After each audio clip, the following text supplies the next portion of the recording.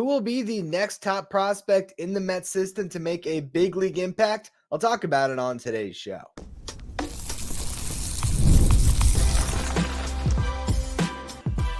You are Locked On Mets, your daily New York Mets podcast. Part of the Locked On Podcast Network, your team every day.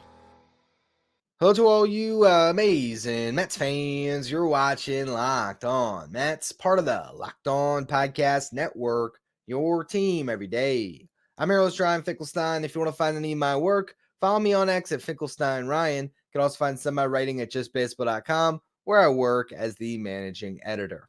Today's episode is brought to you by FanDuel. Make every moment more. Right now, new customers get $150 in bonus bets with any winning $5 bet. It's $150 with any winning $5 bet.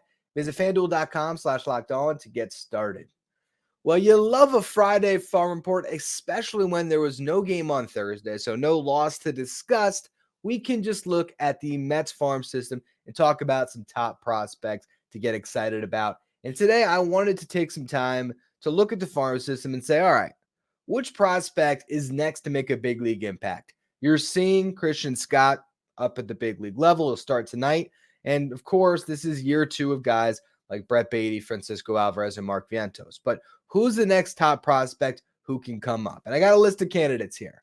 Luis Angel Acuna is the most notable name, and we'll talk about him. You also have Drew Gilbert and Jet Williams, who we were thinking could make a debut this year, but both of them have been sidelined pretty much all season. So until they get back and healthy on the field, it's hard to project them in a big league starting lineup.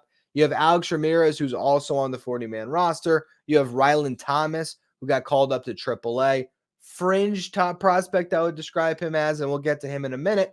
And then there's the pitchers. So a lot of different names, but I think we have to start this conversation qualifying what is a top prospect, because there's a guy who has been in the Mets farm system for some time who could be up literally on Friday. Like, there is a chance that as you're listening to this, the news is going to come out today that Luke Ritter is replacing Brett Baty on the big league roster. I spoke about this a bit on yesterday's show, why I still believe Jose Iglesias would be the guy to get the call if the Mets do decide to make a move on their big league roster. I will note that all three of Iglesias, Rylan Bannon, and Luke Ritter all played in a doubleheader on Thursday in Syracuse. So you would have thought if the Mets were going to add any of them on Friday, they might have had them waiting in New York and not had them play a doubleheader. And they all played both games. With that said, they also could have had some scouts or front office people in the building in Syracuse. Maybe they watched them all play in the doubleheader, and that was the decision. And they're going to pull one of them from AAA and bring him up to the big leagues to replace Brett Baty. But Ritter has to be discussed because he is playing very well in AAA this year. This is a guy that was drafted by the Mets in the 7th round out of Wichita State back in 2019. Now, he's 27 years old. He doesn't appear in any top 30s for the Mets. He's not really considered a top prospect, but he has been hitting the cover off the ball for the last 2 years. Early in his career, he didn't have an OPS over 750 for the first few seasons, really didn't do much to establish himself as a name to watch in this system. Last year, though, between AA and AAA, he hit 244, 372 on base, 496 slug, hit 27 home runs, and that was I didn't pull the games here. I believe it was a little over 100 games played. So not a ton of games at all. Actually, here, I did have, if you combine his stats last season and then the games he's played this year, across his last 148 games played, he has 35 home runs. He's hit 8 home runs this season. He has 91 RBIs. And again, 148 game sample. It's pretty impressive numbers. Granted, a lot of that has taken place in AAA Syracuse, which is a real hitter's haven at times. So you have to take those numbers with a bit of a grain of salt, but it's really good numbers to look at. This year, he's hitting 264, 369 on base, 486 slug. He's striking out at a 27% clip. Again, he's not really considered a top prospect, but at a certain point when a guy is producing at this level in AAA, you just sort of wonder, is there something here with Luke Ritter? It's a guy that has primarily been a second baseman in his career, but has also got plenty of time at third base and first base, even a smidge of time out in left field. For this season, he's mostly at first, and I think that's due to the construction of that roster in Syracuse. But if the Mets wanted to, they could grab him right now, and he can give him some third base and be the backup to Mark Vientos. I don't think they'll go that way, but he's definitely a name to mention because there is a very real chance that we see Luke Ritter at some point this season. It might be necessitated by an injury somewhere that opens up some playing time, but he's a guy you might want to take a look at. I don't know how much that success in AAA would translate. But again, it's enough success that you have to at least mention a guy like that. Again, though, not necessarily a top prospect. And you could say the same thing about Rylan Thomas, although he has cracked the top 30 at number 30 by MLB Pipeline. But because he doesn't have power necessarily, because he's not some standout elite defensive player or some incredible athlete stealing bases, he's a guy that doesn't necessarily get that prospect shine. But we talked about him, I think, last week when he got the promotion up to AAA. Hit 323 this year in AA, and last year he hit over 350 in AA and 328 across three levels, starting in low A and finishing all the way up in AA. He's 24 years old. He's an interesting prospect to talk about. And now that he's in AAA, he's close. He's played 4 games in AAA. He's 3 for 12 so far. I don't imagine we see Rylan Thomas this year, but could he be a fourth outfielder type for the Mets at some point? There is a chance that if the guy can hit over 320 in AAA like he's been doing for the past year and a half, at a certain point, you got to consider these guys as potential big league pieces in the future, but not necessarily top prospects. So let's get to the guy that everyone wants me to talk about. And of course, that is Luisangel Acuna, who is starting to heat up. Okay, he hit safely both of the games of the doubleheader today, had a double. And I think on Twitter, you might have seen it as a triple, but it was a double with an error that allowed him to advance to third. He is now working on an 8-game hitting streak. And prior to that, he had a 10-game hitting streak this month. So he has hit safely in 18 of his last 19 games. For the month, he's hitting 264, which is a big improvement of what he did earlier in the season. He's getting on base at a 299 clip, slugging at a 319 clip. He needs to drive the ball a little bit more. But more importantly than that, for Luisangel Acuna, we talked about this before the season. This is a guy that almost needs to hit, I don't know if I'd say 300, but 280 plus, because he's not going to walk a ton. His value has to be getting on base in some capacity, and it's probably with the bat. So he's got to get on base so that he can use his best skill, which is stealing bases. He swiped 16 bases in 19 attempts. That actually has me curious here. Before the season, I did a show where I broke down my top 10 bold predictions for Mets minor leaguers this year for the farm system. And one of my bold predictions was that he would outsteal his brother, Ronald Acuna Jr. And I'm looking right now, he actually has him. For the moment, Acuna's only at, or big brother Acuna, is only at 15 stolen bases. Luisangel is at 16. How about that? That'll be a fun race to monitor. But the thing about Acuna, he is walking so far at a 5% clip. So there's 2 areas where he's not excelling that he has to. He's not hitting for a high enough average, and he's not walking enough. Last year in AA with both the Rangers affiliate and then the Mets in Binghamton, he walked at about a 9% clip. Prior to that in his minor league career, he had walked as much as 14, 15%, which I don't think is sustainable at the upper levels, especially when he gets to the big leagues.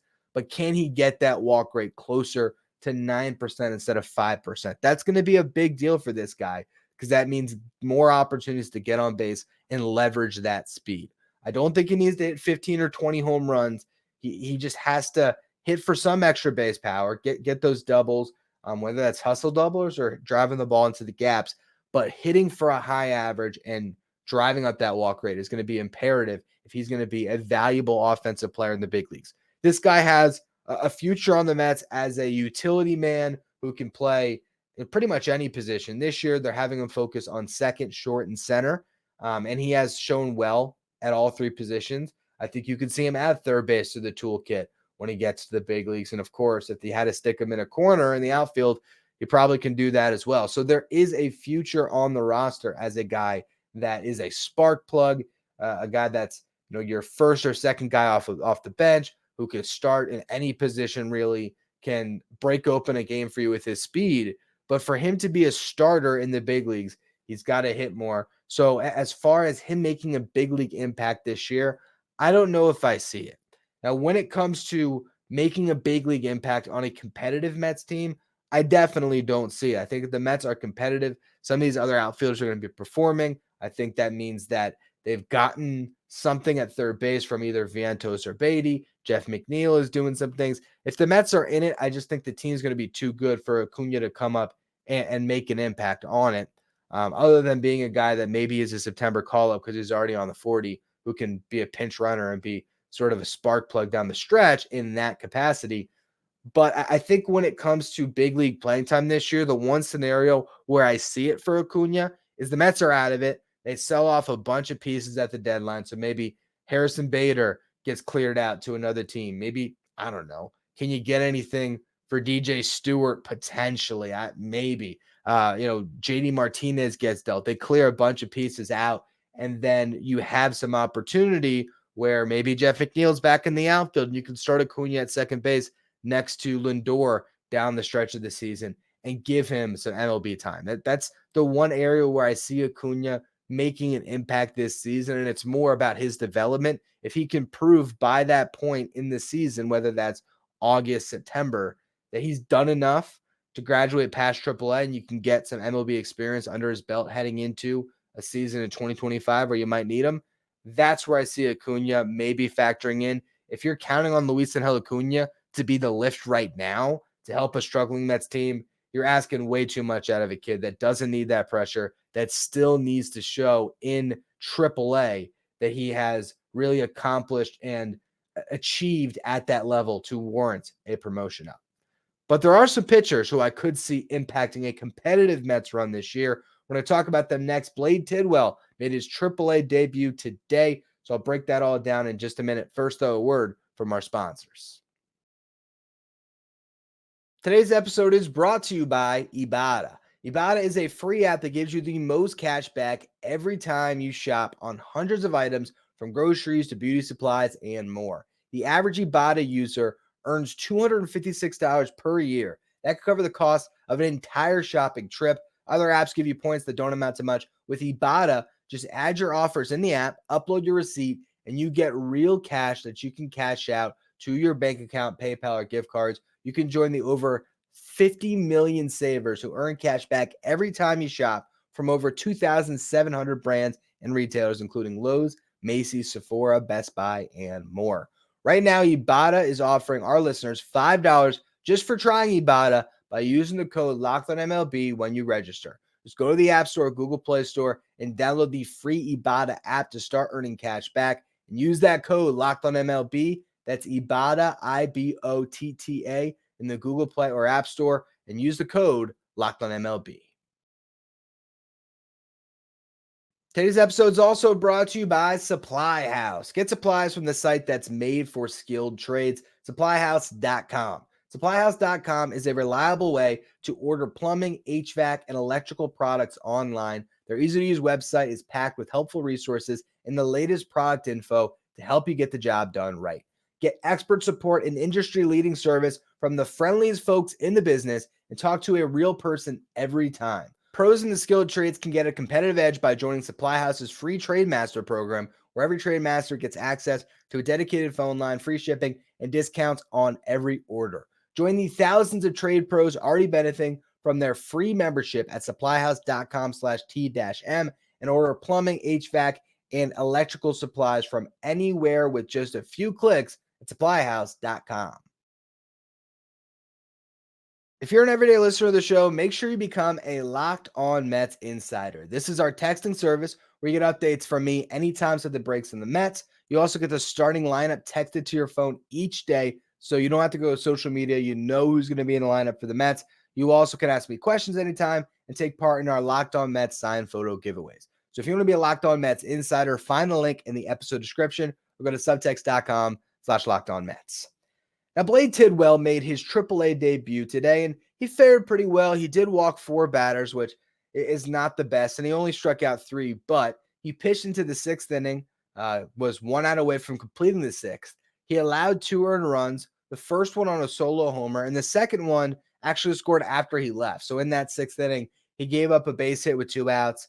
He threw a wild pitch to the runner in advance, and he walked a batter. So you had runners at first and third by the time Danny Young came in, and he gave up a hit that scored that runner from third. So one of the inherited runs came in. Young was able to get the final out after that. But Tidwell, very close to doing something that neither Mike Vasil and Dom Hamill has done this year, which is complete 6 innings pitched. So that's a pretty good showing for Tidwell at AAA for the first time. He had a lot of success in AA. And moving forward, he is definitely the guy to watch right now in that AAA rotation. The other two have struggled, like I mentioned. Mike Vasil pitched the second game of the doubleheader. He went 5 1/3, allowed 2 runs on 3 hits, 1 walk, struck out 6. Vasil now lowered his ERA to 7.71 on the year. But like I mentioned, hasn't made it through 6 innings all year, and overall has struggled ever since he got to AAA last season. So it's hard to count on him making a big league impact this year, unless the Mets just need an arm, and he's the guy that has the seniority down the stretch and they want to call on him. But they have so much depth. I just don't see it for Vasil. I think if you're calling on a pitcher, it's to get an upgrade at the big league level, or if it's a guy that you really want to be part of your 2025 rotation. And I can't necessarily say that for Vasil. Dom Hamill is a prospect that I've started to buy into a little bit more than Mike Vasil, but his numbers haven't been great either. He's got a 6.48 ERA. He too, like I said, has not made it through 6 innings all year. So those two guys, they're at this tough part of their career. Are they going to be starting pitchers? Can they find a couple pitches to hone in on and become dynamic relievers potentially? I think Hamill has a better upside to do that, but I'm not necessarily seeing either of them as guys that I'm thinking for sure will be part of the 2025 rotation. Could it happen? Absolutely. But they have to conquer this level first. Tidwell is the guy that I think has the best chance to actually come up this year, which is pretty surprising because you wouldn't have said that on opening day, I don't think. But he pitched so well in AA. He fared pretty well in this first start in AAA. And if he can put together a string of good starts there, you might look at him and say, all right, maybe we bring him up. I don't think it's on a competitive Mets team. The reason I say that is because, well, I don't think he's in the rotation. I should rephrase that. I don't think he's in the starting rotation on a competitive Mets team, because if the Mets are competitive, to me it means Kodai Senga has come back and is healthy. Christian Scott still throwing the ball well. Luis Severino, Sean Manaea, Jose Quintana, those guys are holding it down, or a combination of them and David Peterson, Tyler McGill, even a Joey Lucchesi, Jose Budo. There's so many arms that I think would have to be pitching well to keep the Mets in this race, where I just think that a rotation spot down the stretch for Tidwell, when I don't even know how many innings he's got in the tank this year, I don't necessarily foresee that. But I do believe there is a chance that Blade Tidwell could be a part of the competitive Mets team and actually make an impact this year as a reliever coming out of the bullpen. Corbin Burns started his big league career as a relief pitcher with the Brewers. We have seen David Stearns in the past rely on prospects that have really good stuff and put them in the pen at the end of a season. So I would not be shocked at all if Blade Tidwell comes up and ends up being this guy that all of a sudden is throwing gas out of the bullpen late in games and gives you another option. So that's a guy, if I had to right now pick, who is the top prospect in the Mets system who will make a big league impact this year after Christian Scott, who's already there. I think I might take Blade Tidwell. Again, this is quantifying the fact that Luke Ritter is not necessarily a top prospect. It's taking into account my feelings I've already mentioned on Acuna. I think it might be Tidwell. The other guy, though, is Brandon Sproat. The Mets love Brandon Sproat. They drafted him twice. Drafted him in the 3rd round 2022, 2nd round last year. He had a fantastic fantastic second start in Binghamton. His debut was pretty good, but his start this week, he went 7 innings, allowed 3 runs on 6 hits, but the 3 runs, all solo homers. And we saw some of that from Christian Scott this year, right? That's not necessarily the most alarming thing when a guy is trying to fill up the zone. He's got really good stuff, throws the ball hard, and some guys can tag him. But he only walked 1 and he struck out 9, and walks have been a problem for Brandon Sproat earlier in the season. But he's starting to find that command. He only needed 85 pitches to get through 7 innings, and 60 of them were strikes. That's pretty impressive. He's got a 1.45 ERA on the season between high A and double A, 48 strikeouts and 37 1/3 innings pitched. The walks in Brooklyn, it was 5.7 per 9. through 2 starts in Binghamton. He's cut that in less than half, 2.3 walks per 9. His whip on the season is 1.07. Hits allowed 5.1 per 9. Those are really good numbers. Brandon Sproat threw 106 in a third in college last year at Florida. Could have 130 innings in the tank this year, maybe even 140. Brandon Sproat is another guy who, to me, it's right there with Tidwell. I think these are with Scott, kind of graduating, and he's still technically a top prospect, but he'll be off those lists at a certain point this year once he reaches an innings threshold.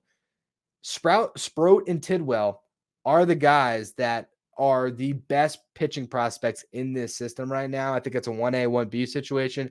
And I don't know who my A is, honestly. Like I can make the case that it might be Sproat, quite honestly. I would give the nod to Tidwell right now because he's in AAA and he's got a little bit of a longer track record and his numbers were great in AA. But man, Brandon Sproat is exciting. And I could say the exact same thing about him that I said about Tidwell. You could see a scenario if the Mets were in the race down the stretch, and that's a big old if right now, but let's just play out that thought exercise. Where Brandon Sproat is a guy who they call on to pitch out of the bullpen because he's got dynamic stuff. I think the more exciting thing to think about, though, outside of making a big league impact this year, it's looking ahead to next season, because I think you could absolutely see a 2025 rotation that has Christian Scott, Brandon Sproat, and Blade Tidwell all a big part of it. You'll still have Kodai Senga. You'll still have some of those depth guys like David Peterson, Tyler McGill, Jose Budo. All this talk about needing to add pitching, having to sign the next Scherzer or Verlander or the next, top flight free agent starting pitcher. Right there, I just listed 7 guys, and that's not even mentioning Hamill, Vassell, Tyler Stewart, some of the other arms in the system. Nolan McLean, we'll talk about him in the next segment. It shows you how much depth this system has and some really, really exciting arms.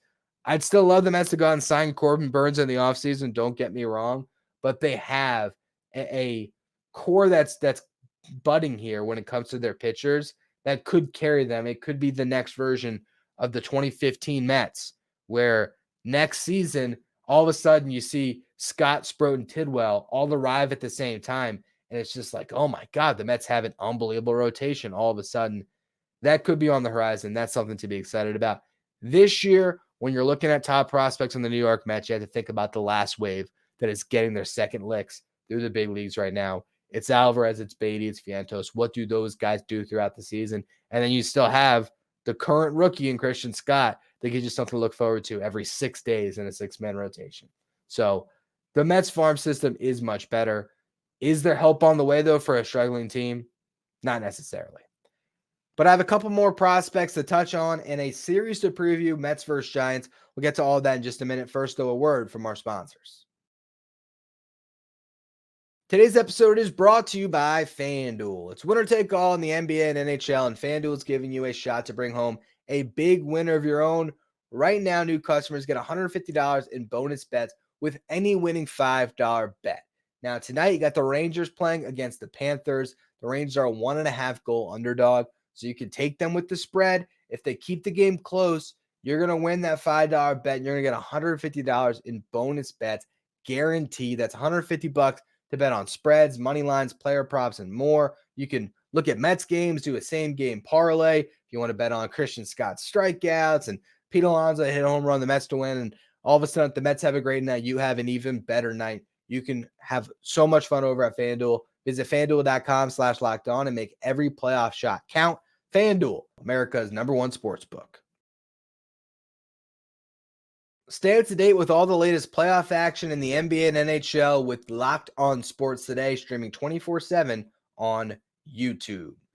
Nolan McLean, another top pitching prospect we got to talk about. He made his AA debut this week, and on the pitching side of things, 4 innings pitched, 7 hits, 3 earned runs, 5 strikeouts, no walks. Not a bad first start, but definitely not as eye-popping as Sproat, but still solid enough.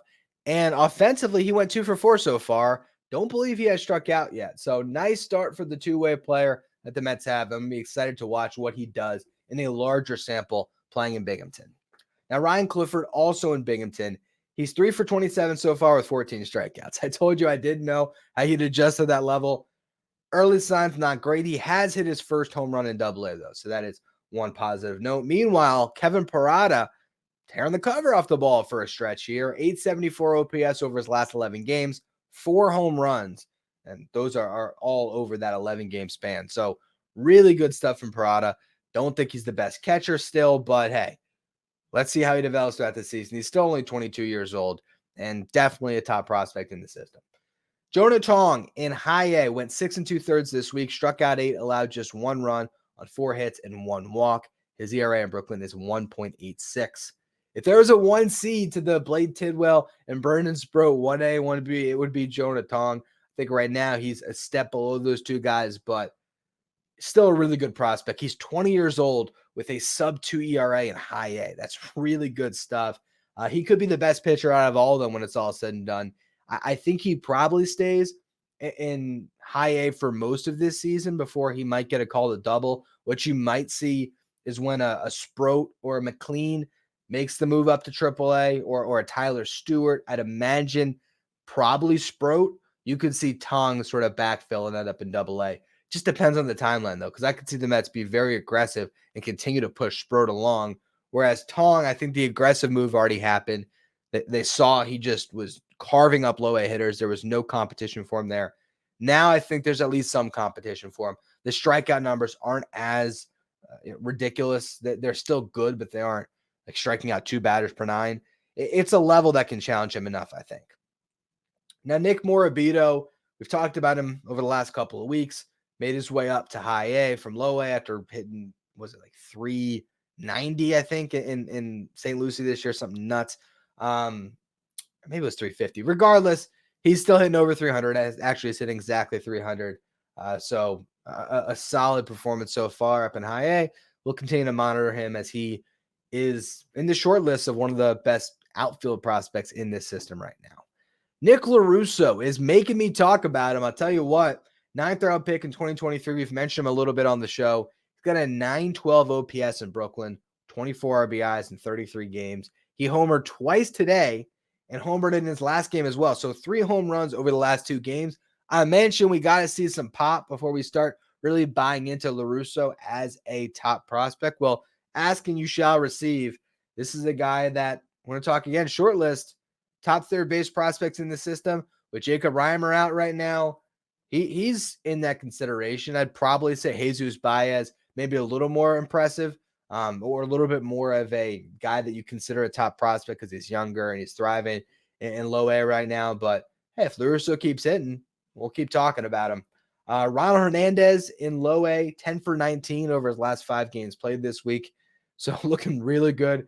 You're hitting over 500 for a week. That's going to raise up your season numbers. Hernandez, if you're not familiar, was the catcher the Mets got in the David Robertson trade last year. One of the best catching prospects in this system. We'll see if he can, maintain not this, but get back to a reasonable clip, getting on base over a 400 clip is what we saw him do last year. If he does that in St. Lucie throughout the season, you might see him up in AA. It could be another situation when Parada gets the call at the triple. Maybe Hernandez. Hernandez is in low A right now. So Hernandez still has to find his way to high A. I was going to have him skip a level there. Regardless, I would say him and Parada are the 2 guys that are in the system right now at the catcher position that are at least notable enough to be considered top 20 prospects, maybe top 25 when it comes to Hernandez that we're watching this year. Also in low A, I already mentioned Baez, who's hitting well. Colin Houck has had a pretty good week, hitting over 300. So good to see there. Marco Vargas was red hot when he came off the IL, has slumped a little bit. Jeremy Rodriguez, last prospect to discuss today. He is on fire in the Complex League, hitting 346 in his first 13 games, has a 914 OPS. This is the shortstop prospect the Mets got in the Tommy Pham trade. And man, does that look great. When you can turn a 1-year player who was a rental and not an expensive one at that into Jeremy Rodriguez, a guy that very well could be a top 10 prospect in this system by year's end. I'd say the Mets did pretty well there. I'm curious how long he stays at the complex before they move him up to St. Lucie and low A. You have a lot of infielders. Maybe it's when Baez moves up a level that you'd see Rodriguez end up filtering up as well. But so far, so good for one of the top prospects in the Mets farm system. And the Mets made a claim. They added a pitcher to their 40-man roster, Ty Adcock. Adcock pitched to a 3.45 ERA in Seattle's bullpen last year. That was in about 15 innings pitched.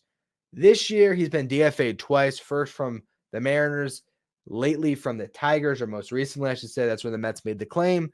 Has not pitched well in the minors, ERA over 8, whip over 2. He is a guy with a good fastball slider combo. Mets will try to get something more out of him, but more than anything, this is just adding a guy to the 40-man roster that has optionality.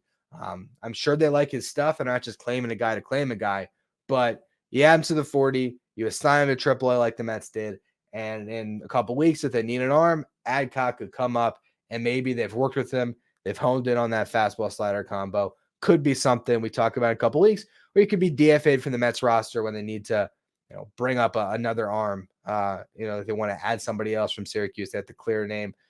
It could be Adcock, so we can't make too much of that. Mets versus Giants series preview. We're going to make this a little bit abbreviated because we've gone a little long on the show already today. But it's the Giants. We saw the Giants beat the Mets in the series already this year.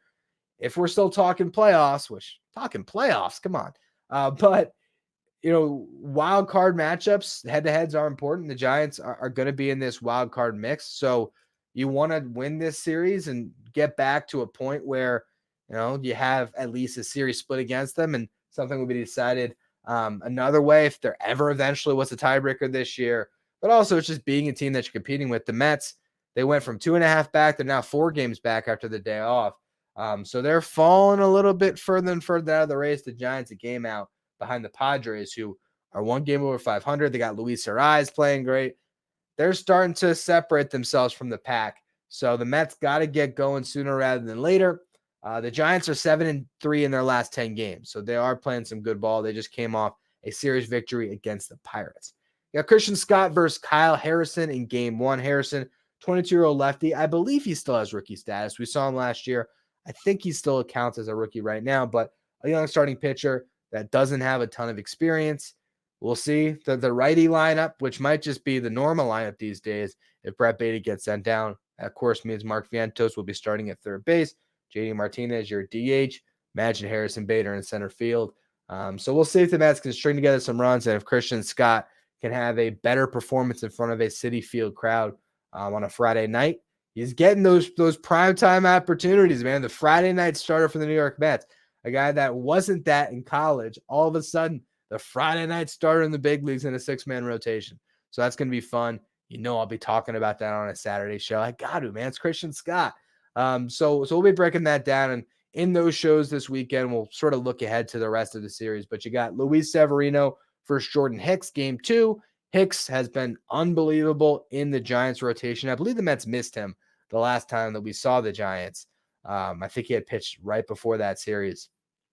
Hicks, though, 2.38 ERA, could be an all-star this year. He has been fantastic as a starting pitcher. Logan Webb will start the final game of this series. So if you're the Mets, win the first 2 because Logan Webb carved this lineup the last time out, or last time they faced off. He'll be going up against Sean Manaea. Manaea getting to face his former team from last year. So look at the pitching matchups, and I don't see an edge in any of these games for the Mets, if I'm being completely honest. They're really going up against the best that the Giants have to offer. Blake Snell, is he back yet? He might be, but he's not really the best they have to offer just yet this year. So it's going to be a tough series, but I think the Mets, after a day off, after a horrible road trip, they're due, right? Are they? I hope so. We'll see, and we'll be talking about it throughout this weekend. I appreciate all of you who continue to follow every single day. If you are listening on the audio side, make sure you follow, rate, and review wherever you get your podcasts. If you're watching on YouTube, hit that subscribe button. And we're trying to make a push to 9,000 subs, so I appreciate all of you who continue to subscribe. If you want to follow me on X, you can do so at Finkelstein Ryan. Follow the show at Locked On Mets. If you want to be a Locked On Mets insider, find the link in the episode description or go to subtext.com/LockedOnMets. Thank you for making Locked On Mets your first listen or your first watch every day. Now, for your second watch, head over to the first ever 24/7 streaming channel on YouTube that covers everything in the world of sports. I'm talking about Locked On Sports Today. Find it on YouTube or on the Amazon Fire TV channel.